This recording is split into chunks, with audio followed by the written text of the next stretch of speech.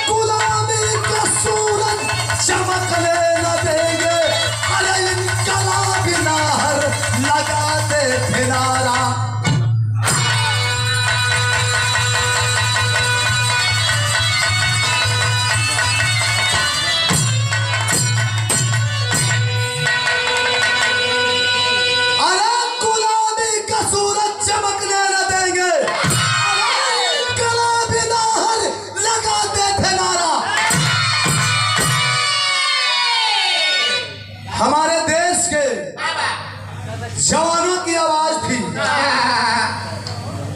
अंग्रेजों भारत छोड़ो, यही आंदोलन चला था।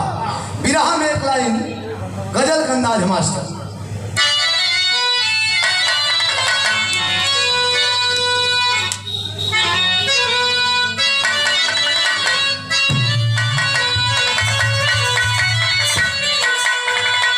कोई आशिक किसी हसीना से कहता है, क्या कहता है?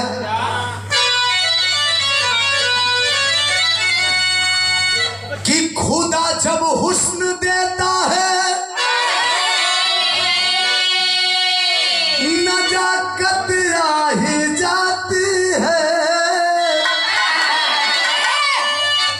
कदम चुन चुन के रखती हो, कमर बल खा ही जाती है।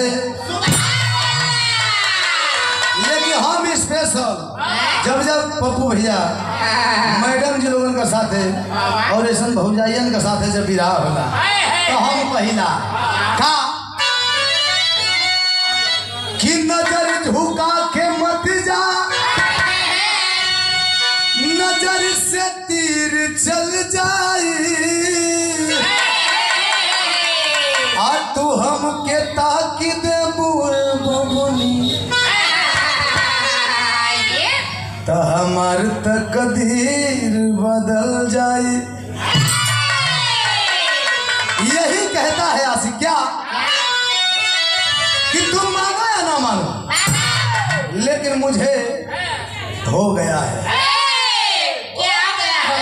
बताओ बताएं। यही कहता है कि होठों, अरे होठों पे तेरे प्यार का, अरे होठों पे तेरे प्यार का इजहार होना,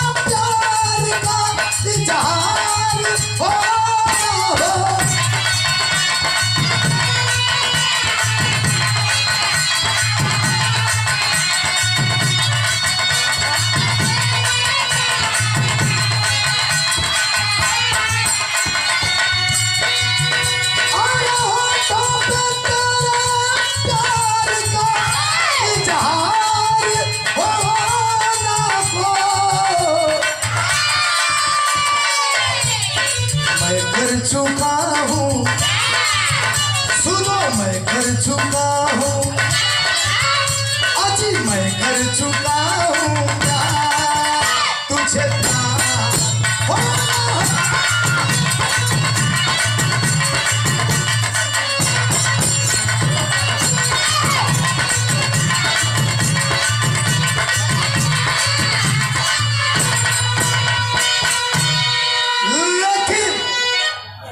बहादुरी की परिभाषा क्या होती है?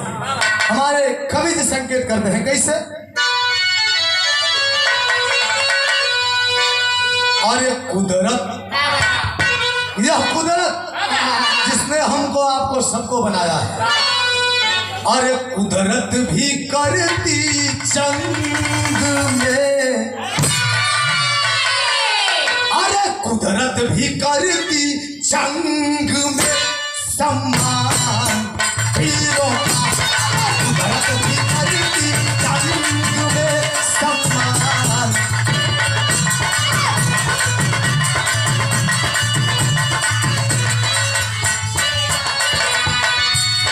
कुदरत भी करती जंग में सम्मान हीरो का।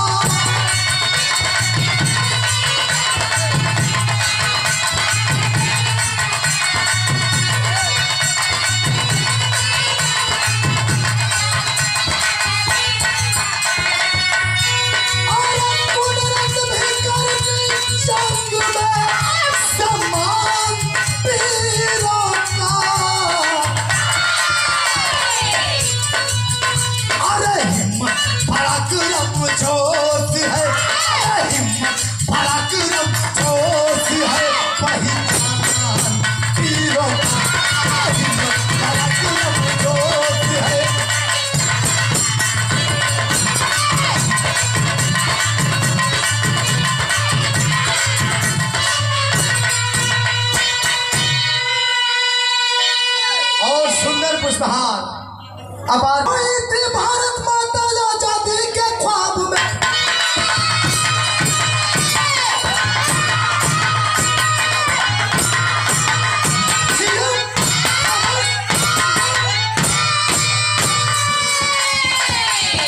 चलाते हुक्म के रोटे की दरुआब में, एक रोज सत्रह पापी अंग्रेजों ने घेर कर चलाने लगे गोलियां सुभाष के ऊपर। नेताजी साहब ने अंग्रेजों को मार गिराए, भागे निशा में छुप कर अपनी जान बचाए। ये बुढ़ाया देवी के घर में धमकाया जाके, ये बुढ़ाया देवी के घर में धमकाया जाके, बोले हैं बुढ़ा से नेताजी जी खा के।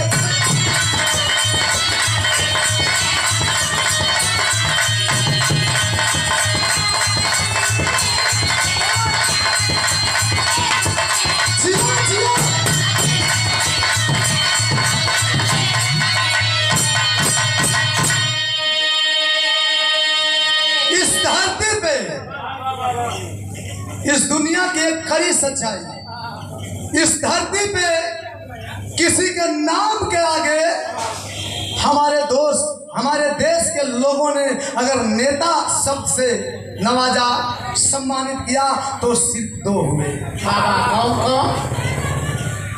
एक सुभाष चंद्र बोस, जिन्हें प्यार से लोग नेताजी कहते हैं और कहते थे, और दूसरे जो अब हमारे बीच में नहीं है, और उत्तर प्रदेश के आन बान, मान सम्मान और युवा बुजुर्गों के दिलों के धड़कन स्वर्गीय मुलायम सिंह यादव नेताजी।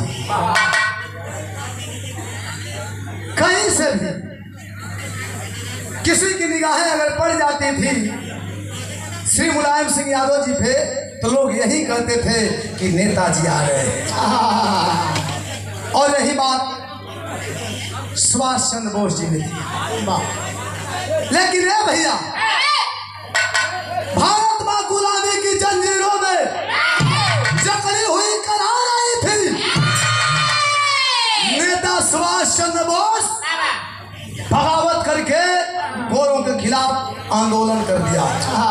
अंग्रेजों की आंखों में चुभ रहे थे, एक दिन भोरवे में नेताजी निकलल बान भोरे में घूमे टहले, काहे कि छुप छुप के रहत रहल। पता चल गई 17 है अंग्रेज चारों तरफ से नेताजी को घेर लिए।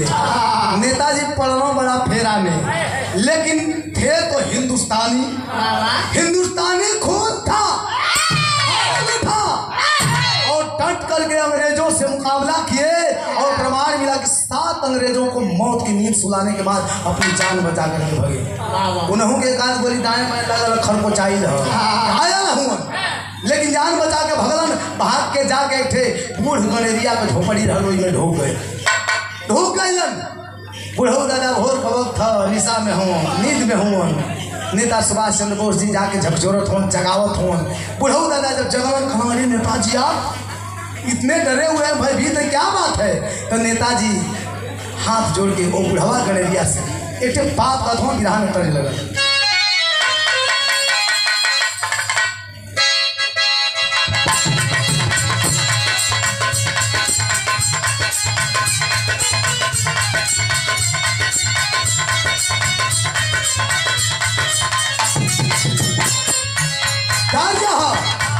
सुहागिन देवी मैया के मंदिर में जाके या कहते हैं माई हमके धन दौलत ना चाहिए का अरे बादल रहो नहीं हारा माई अरे बनल रहो सूरवा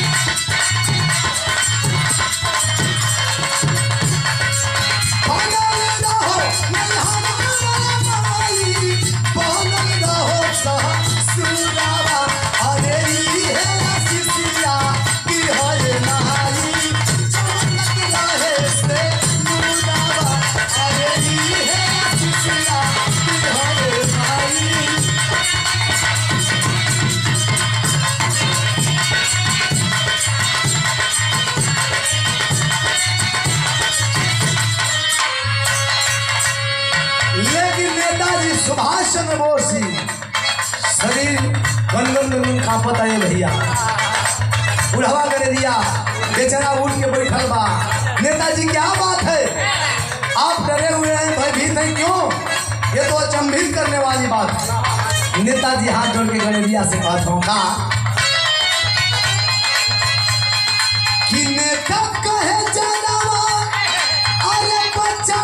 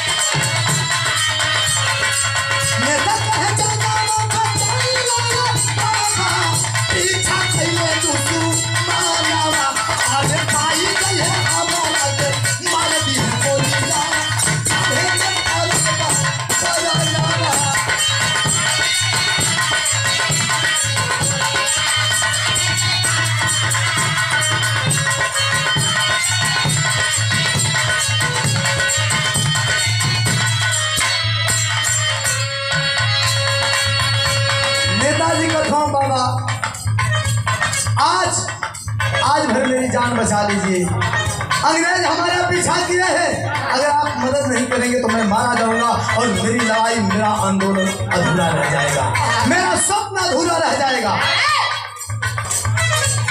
वो बूढ़ा गनेरिया कहा कि नेताजी आप डरे हुए भयभीत, अचंभित हूं मैं, विश्वास नहीं होता कि आप हैं। लेकिन नेताजी कहते हैं कि बाबा विश्वास और ना विश्वास करने की बात नहीं, बस आज भर मेरी जान बचा लीजिए, नहीं तो मेरा स्वप्न और आजादी का ख्वाब मेरा अधूरा रह जाएगा। उस बूढ़े गलेरिये और नेताजी सुभाष चंद्र बोस जी के बीच वार्तालाप हो रही है, लेकिन उस वार्तालाप को एक जवान और सुन रहा है। वो जवान कौन था? आनंद पाल एक बूढ़ा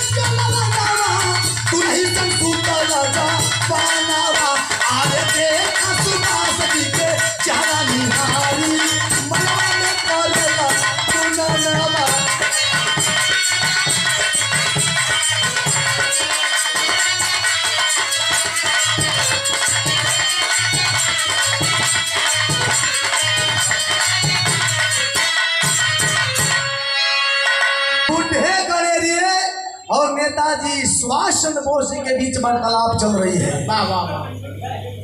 लेकिन उस बात को सुन रहा है उस बूढ़े गलेरिये का इकलौता बेटा आनंद पाल, जो अपनी नई नवेली दुल्हन के साथ हम बिस्तर था। बादों की आवाज मैंने बेड पर बादों की आवाज उसके कानों में जाकर के गूंजी, उठ करके बैठ गया। जाकर के जब देखता है धीरे से तो नेताजी, उसे विश्वास नहीं हो रहा है, मैं स्वप्न देख रहा हूँ या हकीकत है। जिसको मैं आदर्श मानता हूँ, भगवान मानता हूँ, आज हमारे घर सारी बातें सुन लिया और सुनने के बाद अपने मन में सोच रहा है, गुन रहा है, अपने आप से फैसला कर रहा है। क्या विरह में करने बदल गए दूसरी भैया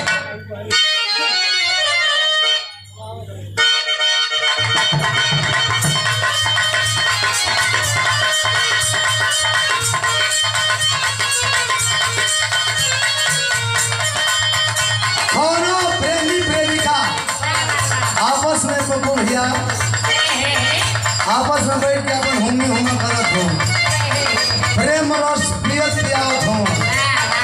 दौलत प्रेमिका तन के सब हरकत पर खुशिया गई तो मिठा से मने गुस्सा हो, लेकिन गुस्सा में भी प्यार हो। क्या कहे? काल दिल मिस हो बहुत खीस हो, खाली आधा घंटा से लेत 12:30 हो। काल दिल मिस हो बहुत खीस हो,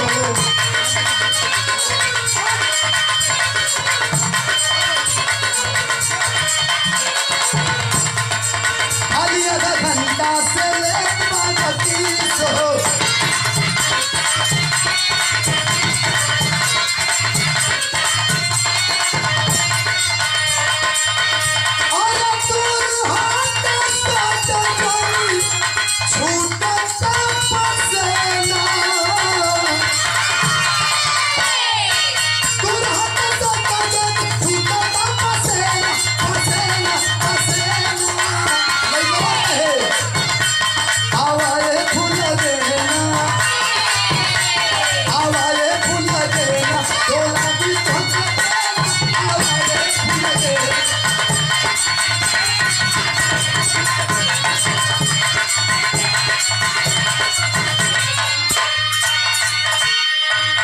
पुनः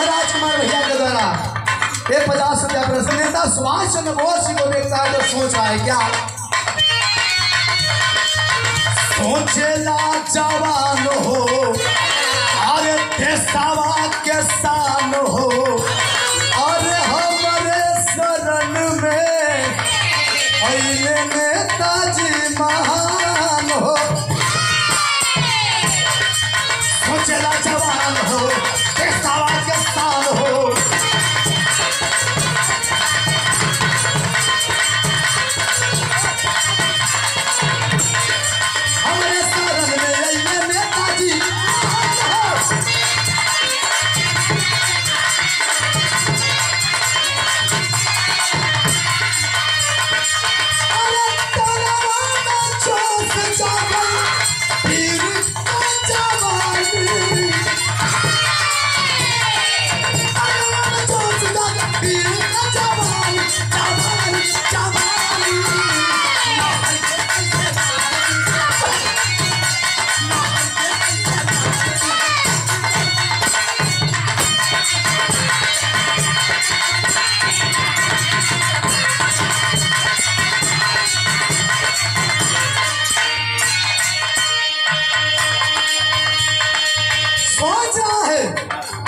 जिसको मैं आदर्श मानता हूँ, जिसको मैं भगवान मानता हूँ, उसे साले अंग्रेज मार देना चाहते हैं तो मेरे जीते जी कतई नहीं होगा।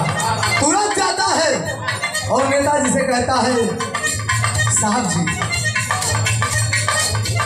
आनंदपाल कहता है कि नेताजी जल्दी करिए, आप अपनी वर्दी हमें दे दीजिए और मेरा वस्त्र आप पहन लीजिए। नेताजी कहते हैं क्यों? कहते हैं कोई सवाल मत करिए, जल्दी करिए। नेताजी अपनी वर्दी दे दिए और मैं बता देना चाहता हूं कि पूरे हिंदुस्तान में नेताजी की वर्दी वन पीस थी, उनके वर्दी के जैसी किसी की वर्दी नहीं थी, सबसे अलग। नेताजी का वर्दी पहन लिया, अपना पोशाक दे दिया नेताजी को आनंदपाल। तब नेताजी का नेता का पोशाक चट पहन के जुझावा अपने भगवानवा से भाग चला सेवा, अपने भगवानवा से भाग चला सेवा।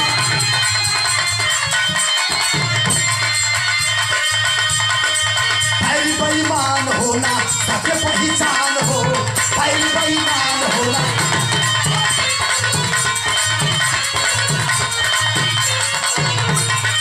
नेता के समझ के पीछा कइले नादान हो, नेता के समझ के पीछा कइले।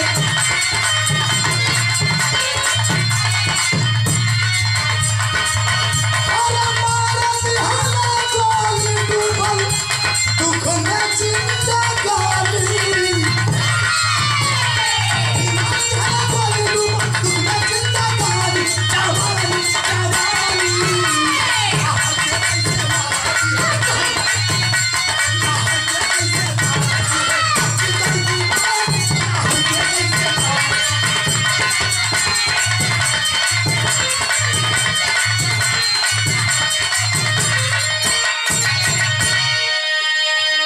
ग्राम तलया से हमारे गार्जियन, हमारे गुरु भाई, बड़े भैया की वर्दी उतरवा करके खुद धारण कर लिया और अपना पोशाक दे दिया और वस्त्र बदलने के बाद पिछले दरवाजे से अंग्रेजों को चकमा दे करके आनंदपाल भाग पड़ा।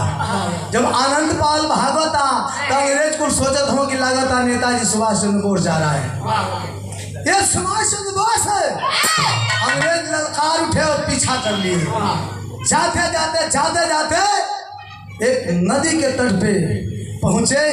तब तक नदी के तट तक पहुंचते पहुंचते आनंदपाल के पीठ में कई गोलियां चुभ चुकी थी।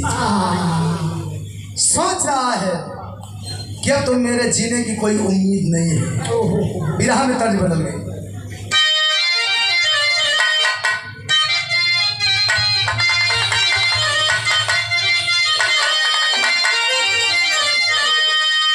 माई बही लगावेली एक बेटी का दर्द है और माई बाबू में अंतर का है। बेटी बेटी बतावेली का अरे माई कहेली बेटी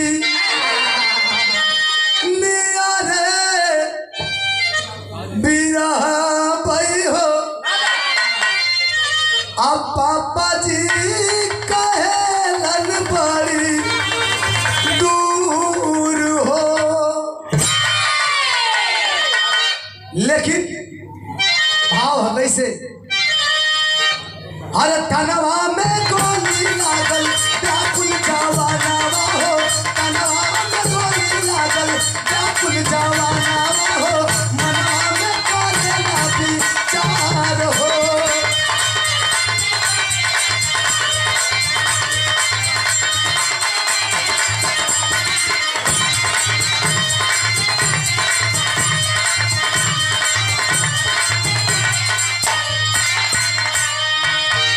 सोच रहा है कि मुझे गोली लगी है, जीने की तो कोई उम्मीद नहीं है, लेकिन अगर मैं मर गया और अंग्रेजों के हाथ लग गया तो अंग्रेज समझ जाएंगे ये कोई और है और नेताजी को गिरफ्तार कर लेंगे। विचार कर रहा है, किया क्या सोच रहा है, अपने आप से प्रश्न कर रहा है, अपने आप को समझा रहा है। गोली लगी है, जिंदगी और मौत के बीच क्षणिक पल का मेहमान है, लेकिन कि भेदवा के जान जाए है, अरे चमक मुदलिया हो, अरे नेताजी के कैद कर लिए समैया हो। खुद गई नादीला में जितना पारनवा बाबू, खुद गई नादीला में जितने पारनवा बाबू, तू नहीं नाना चार हो।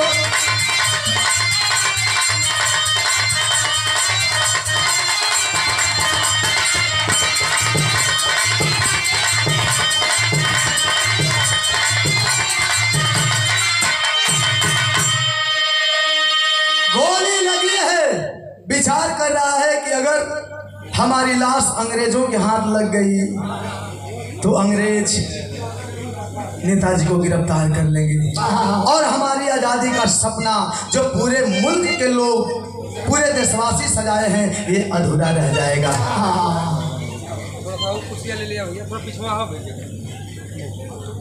आनंदपाल अंग्रेज पहुंचे नदी के तट पे, चारों तरफ ताक झांक कर रहे हैं, कुछ पता नहीं है।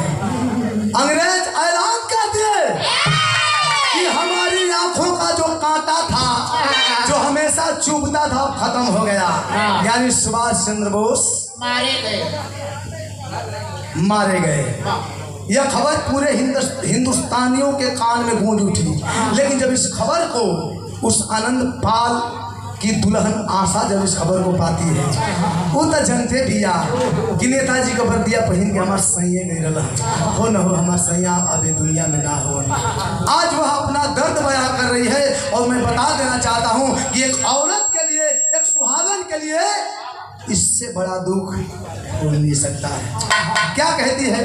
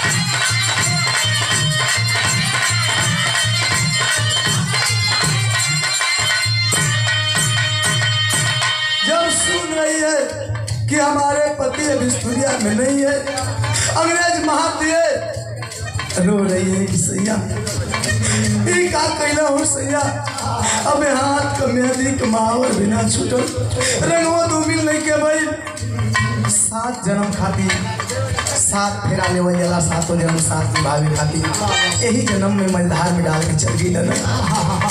एक औरतों के लिए कड़वी बात, छाती छलनी हो जाएगी। क्या कहती है कि बन के कोयलिया कि हमके बनाना सजनवा हूँ कि हमके बनाना सजनवा हो कि हो पिया नहीं भाई लगदिया गुला जा रे हमारी जाना जब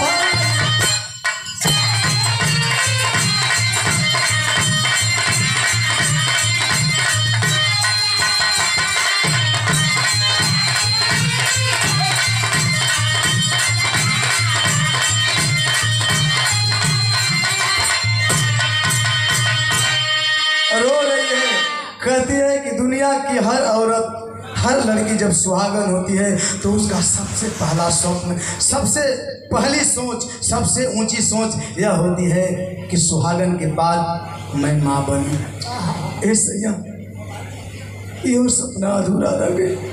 मांग दोगे तो कैसे जिंदगी बिता लेती, लेकिन ये बाजी का ताना के छुड़ाई, हम कैसे जी पाई। जीने की उम्मीद नहीं है लेकिन बाहर आशा कहती है कि नहीं मां मरने वाली नहीं हूँ, जब तक अपने पति की मौत की बदला नहीं ले लूंगी मैं मरने वाली नहीं हूँ। जाती है नेताजी सुभाष चंद्र बोस जी के पास और कहती है विरह में तर्ज बदल गई।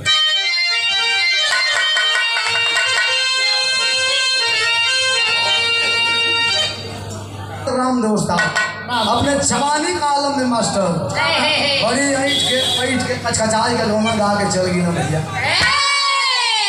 तू गावा लगा के क्या तू ये जगह करवा। अरे यार घरे जाए बुझा तनी बात कैसे मास्टर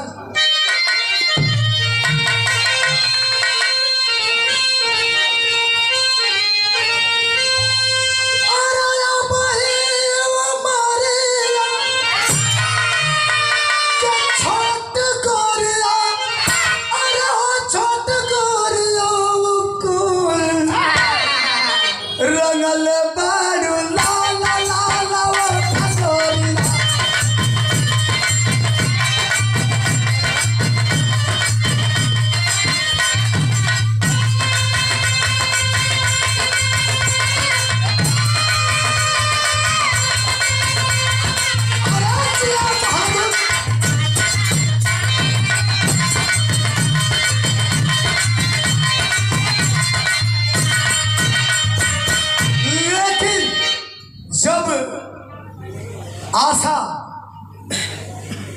आनंद पाल की जो विधवा है, पति मर गया है, मांगों का सिंदूर मिट गया है, लेकिन जीने की उम्मीद है। अपने पति के मौत का प्रतिशोध की आग उसके सीने में धड़क रही है। जाती है नेताजी के पास और हाथ जोड़ करके नेताजी से एक निवेदन करती है। क्या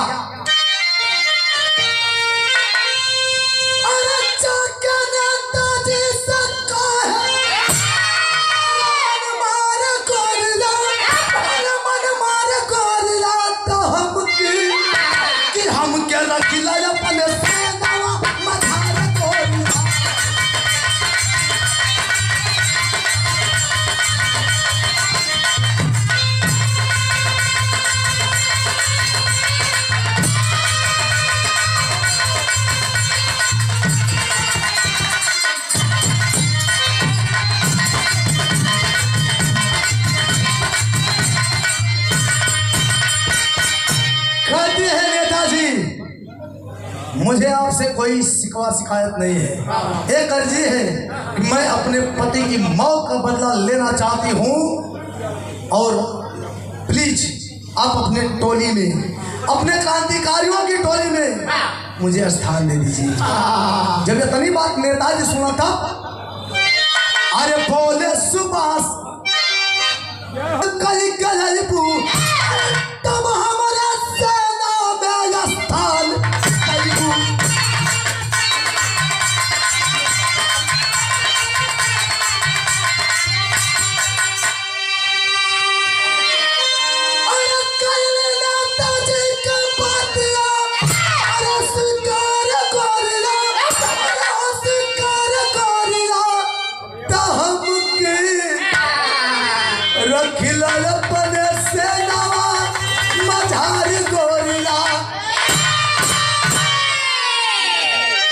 नेताजी कहते हैं कि एक शर्त है, मैं अपनी क्रांतिकारी टोली में तुझे स्थान दूंगा, लेकिन एक शर्त है।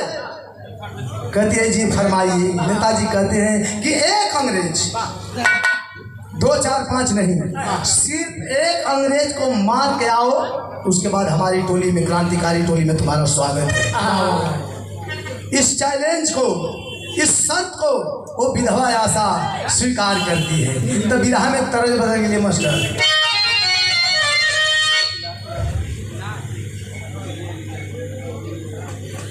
करके जब चली है 15 सिंगार सजा करके। 15 सिंगार, एक सिंगार सुहागन का 16 सिंगार, विधवा का चाहे कुंवार का 15 सिंगार। उसका मांग का सिंदूर इस दुनिया से लूट गया है और वह विधवा है, इसलिए 15 सिंगार से सज धज करके चली है नेताजी की शर्त मंजूर करके। तो विरह में तर्ज बदल गई।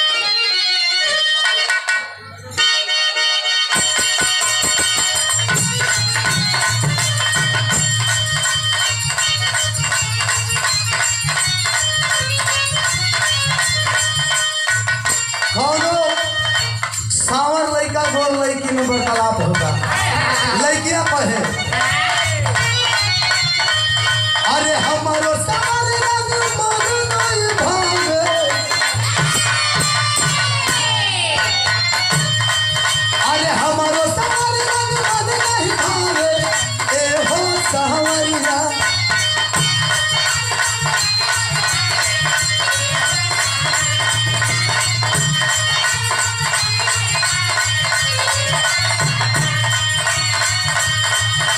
हमारो सावरी रंग मन नहीं भावे, ए हो सावरिया। विधवा में जगह दे दो, विधवा में जगह दे दो, काचरी गोर करिया। लेकिन नेताजी की जब शर्त मंजूर करके चली है विधवा आशा, तो कभी भाव लेते हैं कैसे? अरे सज के सवार के हो चलल सजनिया, अरे सज के सवार के हो चलल सजनिया, मोहे ही मलावा भला भला।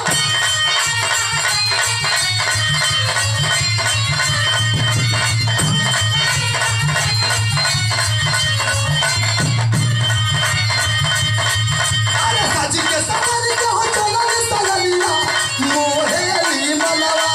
अरे अंग्रेजी के मन जाके, अंग्रेजी के मन जाके, चंद्रा देखावे कमलिया, देखावे कमलिया।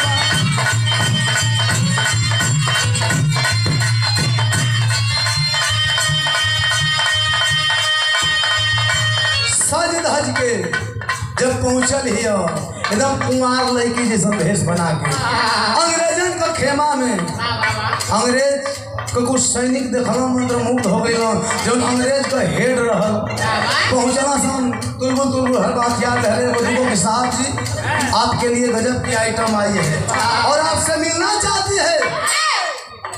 अंग्रेजा का कलश सुनो, हमारे खेमे में हर हिंदुस्तानी सुंदरियों का हार्दिक स्वागत अभिनंदन है। लागल बना बना बोले, मेरे सामने लाओ उसको पकड़ के ले गई ना। अंग्रेज बैठ के देखा था, दारू ढारा था, ये अपन जस देखे अंग्रेजवा के अपन कबो हर के दे छे, कबो हर के ठतिया, कबो कनखी मार मार मुस्किया थे। अब अंग्रेज एकदम उतावला हो कलश की 2-4 पैक लगौलस तो तनके हिले लागल। कलश में डाल काम है उठने में सुंदरी वहाँ पे जो खड़े मैं से बोलो से कारे नशा में हिंदी शुद्ध ना बोले मेरे पास आता है कि नहीं आता है, उनके स्पेलिंग पुलिंग से मतलब ना हो। हम कहता है तो आप नहीं जाएगा तो अच्छा नहीं होगा। वो बेचारी गई चूल्हा मारा नहीं थे मटकावत। दो चार पैक और ढार ढार पियावे लगो लगों से सहलावे एकदम फिदा हो गए ना सब।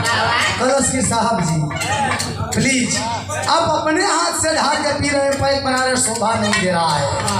मैं बना देती हूँ तनी खड़े रे पिया दे हलस अंग्रेजवा लगवा सब लटुआ है कलश के लटुआ लोग मत तनी हम चाय स्पेशल बना के लेके आओ तनी हाँ तो हम लोग पिया देता नहीं। अरे तो हमारा भाग धैर्य हो जाएगा। कलश की ठीक है आदेश दे दिए कि जाओ कम से कम अपने कोमल कोमल हाथों से प्यारा प्यारा चाय पिला दो। बेचारी गई चाय बनावे तो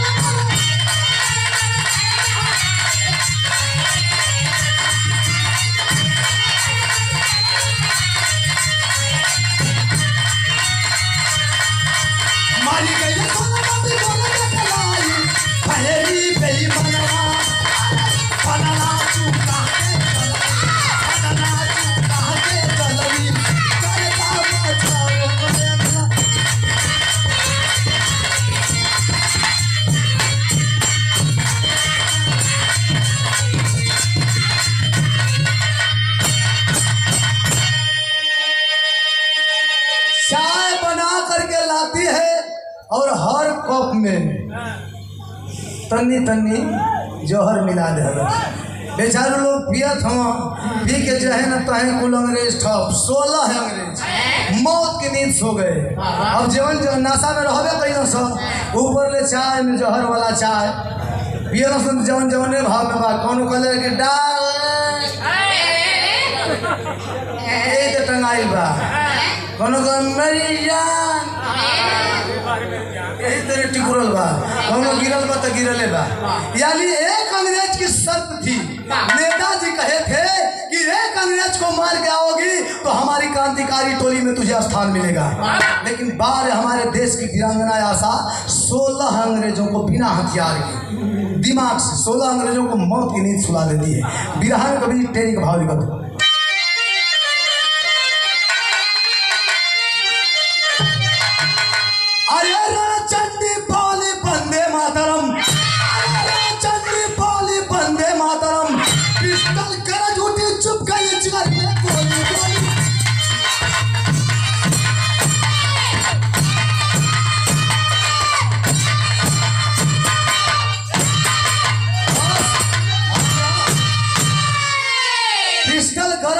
चुप गई जिगर में गोली रणचंडी बोली बंदे मातरम।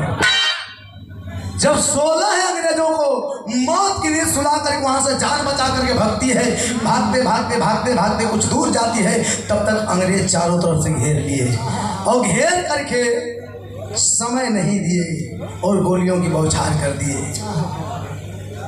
छलनी हो गई उसकी बदन और धराशायी हो गई। पति का मौत का बदला और नेताजी की शर्त पूरा करके अपने आप को भारत माँ के आंचल में समर्पित कर बैठी। आशा भी इस दुनिया से अलविदा हो गई।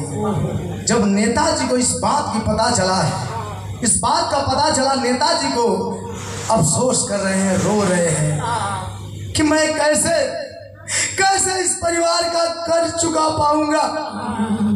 वह बुढ़ा जिसका एक ही बेटा इकलौता बेटा सहारा था, मेरी वजह से उसकी भी जान चली गई और उसकी बहू भी मारी गई। यह कर्ज मैं कैसे चुका पाऊंगा। नेताजी के मन में दुख बा, अफसोस बा, गलानी होता, लेकिन बाहर बुढ़वा गणरिया जो आनंद पाल है ओकर बाबू जब नेताजी का चेहरा पर मायूसी देखना, उदासी देखना तो जान गई ना कि नेताजी का दिल में दुख बा, हमारे परिवार का चलते इनका दिल में दुख बा, अफसोस बा, पश्चाताप कर चाहता। लेकिन बुढ़वा अपने आप के संभाला था। नेताजी का जब पजरे गई तब देखा कैसे जोश भरे वाला बहाना मारा था। तर्ज बदल गई मास्टर।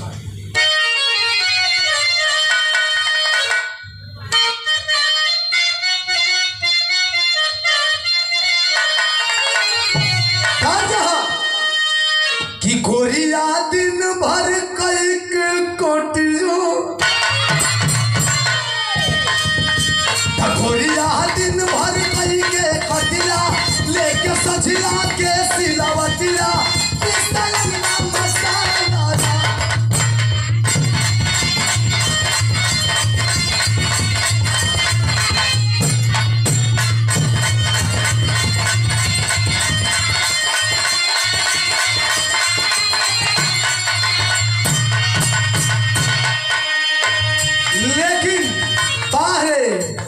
बुढ़ावा गलेरिया नेताजी सुभाष चंद्र बोस जी का उदासी देखकर जोश भरा था। कैसे?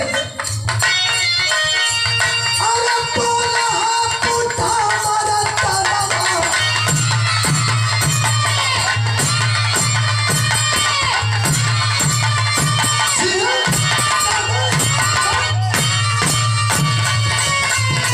बोला है पुटा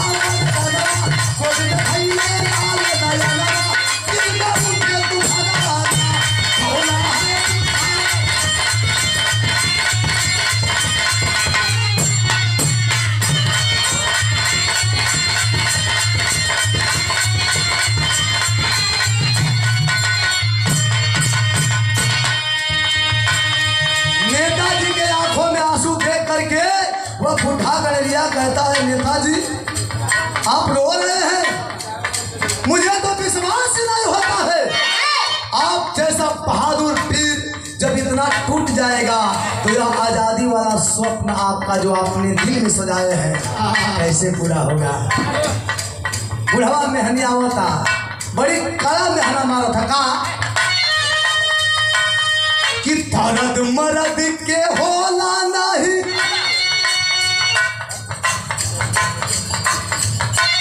कि दर्द मर्द के होला ना, अरे किधर से शेर डराला नहीं पानी जवानी में जरे मर्द नहीं कहला काहे बोले न हो के चला दिल पूरी का भाला बिना उठे तुम्हारा बात काहे बोले न हो के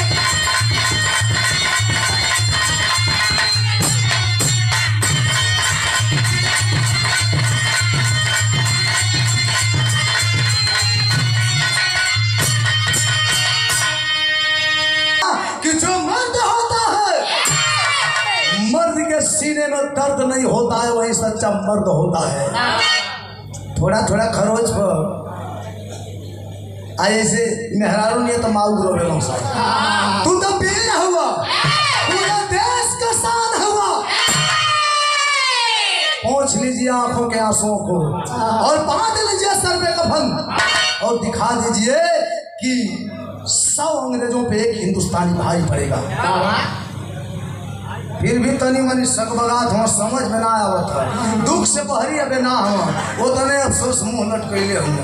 तो आखिरी मेहना बुढ़वा मारा था पापड़ भाव कि सुन लीजिए आखिरी बात मैं आपको समझा रहा हूँ, अगर समझ लीजिएगा तो ठीक है, नहीं तो फिर धिक्कार है आपकी मर्दानगी को। का कहलस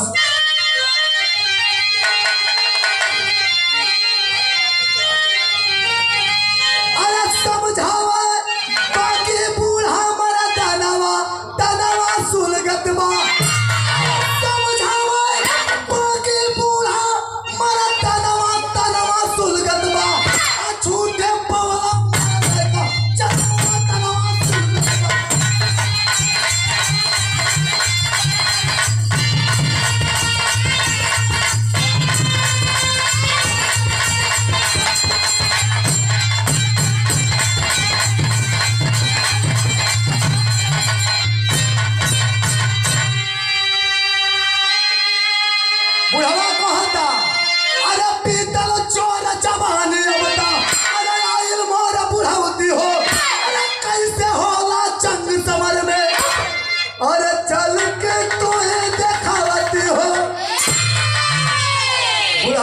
गई जोर जवानी कुल था करबा न तो हम बताई कि लड़ाई के मैदान में एक मर्द ठबीर कैसे टट के कदम टिका के लड़ेला।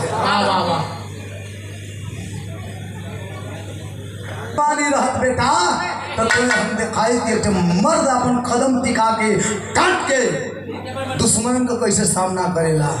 लेकिन ये तो छोड़िए, आप सोच रहे हैं, आपको पता है कि यह पूरा हिंदुस्तान आस लगाए बैठा है आपके ऊपर, सबकी निगाहें हैं। क्या कहता है? अरे कर्म करे, अरे कर्म करे, तोहरा पर हिंदुस्तानवा तनवा सुलगतवा कैसे आजाद हो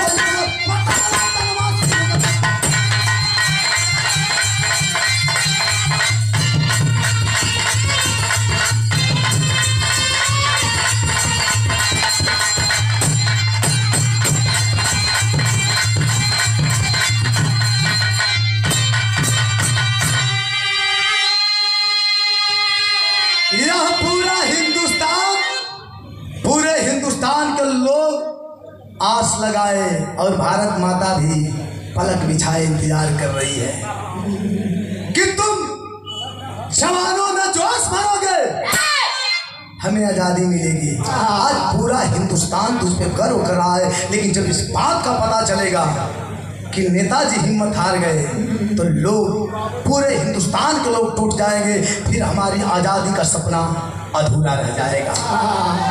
आधा के भाव में कवि जी लिखा हूं, कैसे?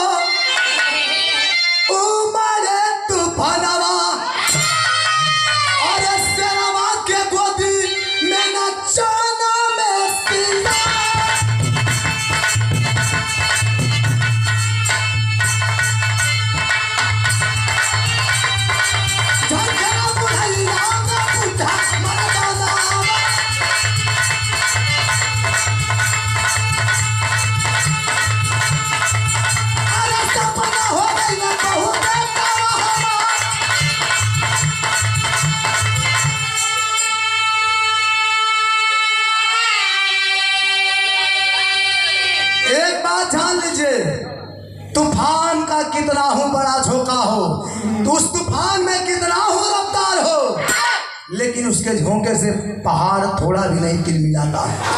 और शेर के वंश में सियार पैदा होगा। अगला गिला शेर के वंश में कबो सियार ना जन्मी और मर्द के वंश में कबो हिजड़ा हो जाएगी।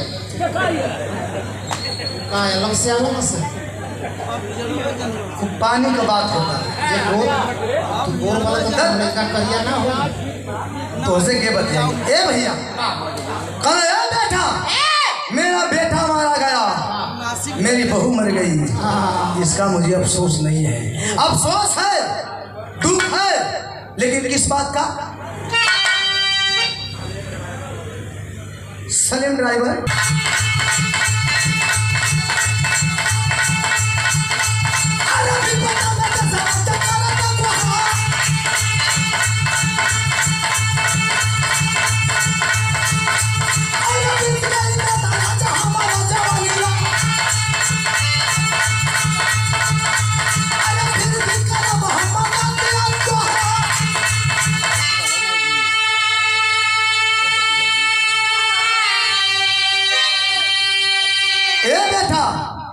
मेरा बेटा मर गया, बहू मर गई, इसका अफसोस नहीं है। अफसोस इस बात का है, भगवान ने मुझे और औलाद दिया होता तो इस देश के लिए हंसते हंसते उन्हें भी कुर्बान कर देता। लेकिन अफसोस कि भगवान ने मुझे एक ही औलाद दिया जो देश के लिए शहीद हो गया। मुझे तनिक भी दुख नहीं है अपने बेटे की शहादत पे, लेकिन कोई बात नहीं, अभी 80 साल का बुढ़ा आपकी मदद के लिए तैयार है। आपकी मदद मैं करूंगा लड़ाई के मैदान में, पीठ नहीं दिखानी पड़ेगी। मैं मदद किस प्रकार करूंगा, समझावा था बुढ़ावा का। अरे अपने आगे देता हम क्या रखिया रानावा,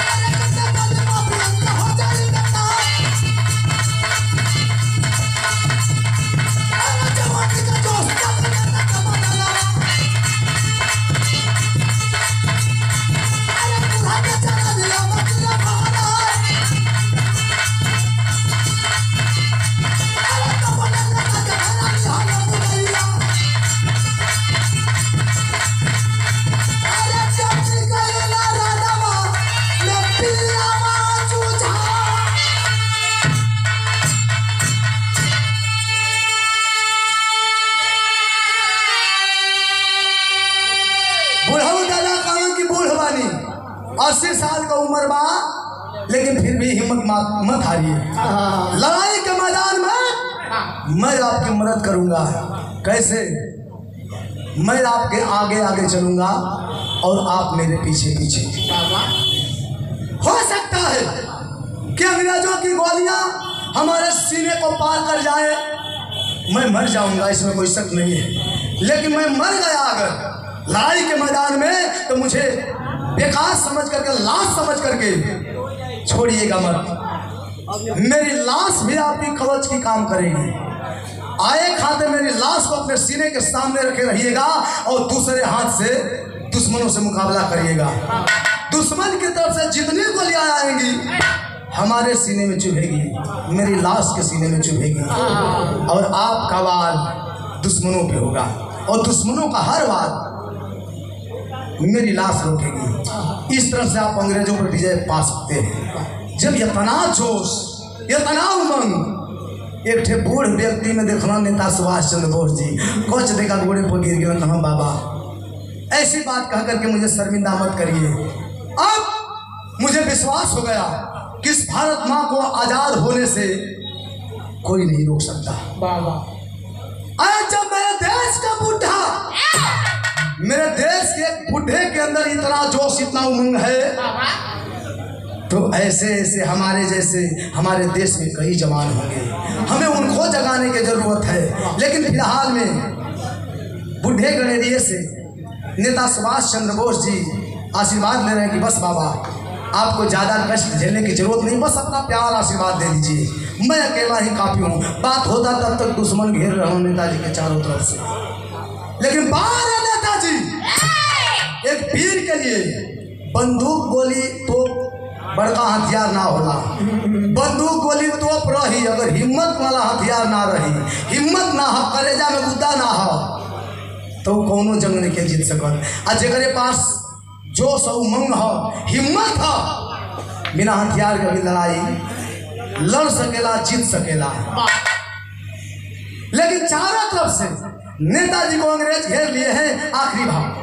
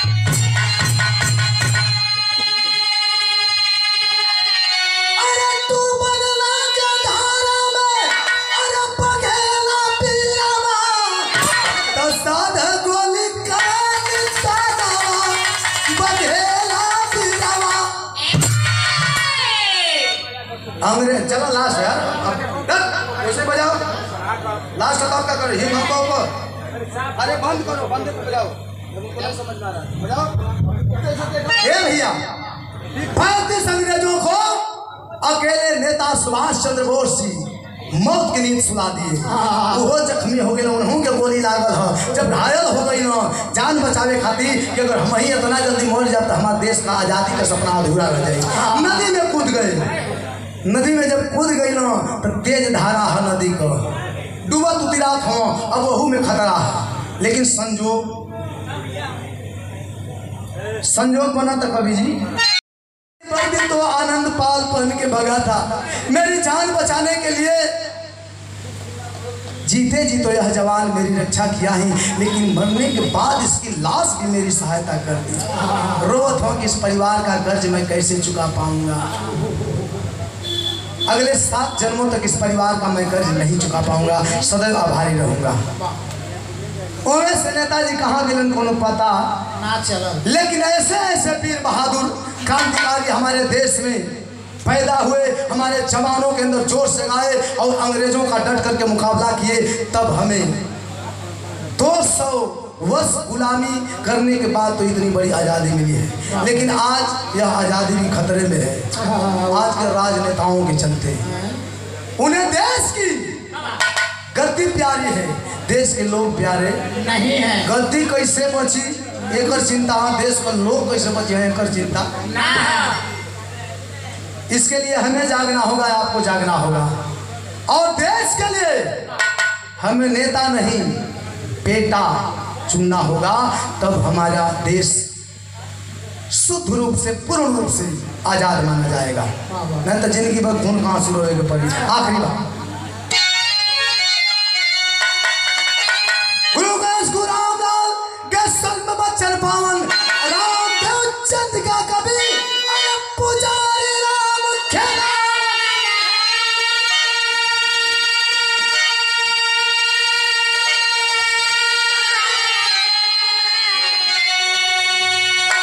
रणचंडी बोली बंदे